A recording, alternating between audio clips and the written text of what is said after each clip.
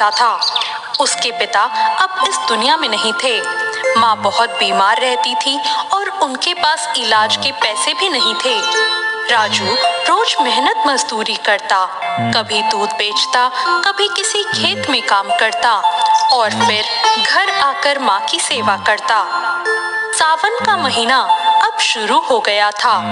गांव के सारे युवक कावड़ लेने हरिद्वार जा रहे थे। नाचते गाते बोल बम के जयकारे गूंज रहे थे। राजू की भी दिली इच्छा थी कि वो भी एक बार कावड़ लाए, लेकिन हालात उसे इसकी इजाजत नहीं देते थे। उस रात उसकी माँ ने उससे कहा, राजू, भोलेनाथ सच्चे मन से जो मांगे वो जरूर देते हैं। तू चाहे तो इस सावन में उनकी भक्ति कर, हो सकता है वो हमारी भी सुन ले। राजू ने माँ की बात को दिल पर ले लिया और राजू कावड़ यात्रा पर निकल पड़ा। राजू ने नंगे पैर बिना चप्पल के केवल एक पुरानी धोती और एक सस्ती प्लास्टिक की कावड़ लेकर हरिद्वार की ओर चलना शुरू कर दिया।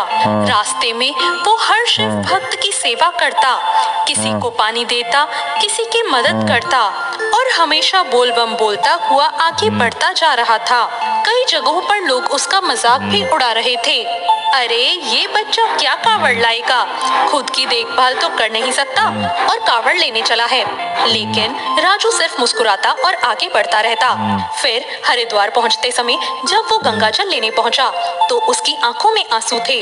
वो शिवलिंग के सामने बैठ गया और बोला, हे भोलेनाथ, मैं आपके पास कुछ मांगने नहीं आया, बस माँ की बीमारी मेरे से देखी नहीं जाती, इसलिए मैं यहाँ आया हूँ।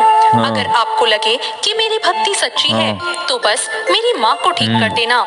उसी रात जब राजू गंगा तट पर सो रहा था, उसने सपना देखा। सपने में एक साधु उसके पास आए और बोले, बच्चे, तूने निस्वार्थ प्रेम से भगवान को पुकारा है, अब तू घर जा, तेरी माँ तो ठीक हो चुकी है। राजू की आंख खुल गई। उसने इसे सपना मानकर अनदेखा कर दिया, लेकिन अब उसके मन में एक अजीब सी शांति थी। अब राजू जैसे तैसे वापस गांव लौट गया। जैसे ही वो घर पहुंचा तो वो हैरान रह गया। उसकी माँ दरवाजे पर खड़ी थी, बिल्कुल स्वस्थ, और वो भी मुस्कुरा रही थी।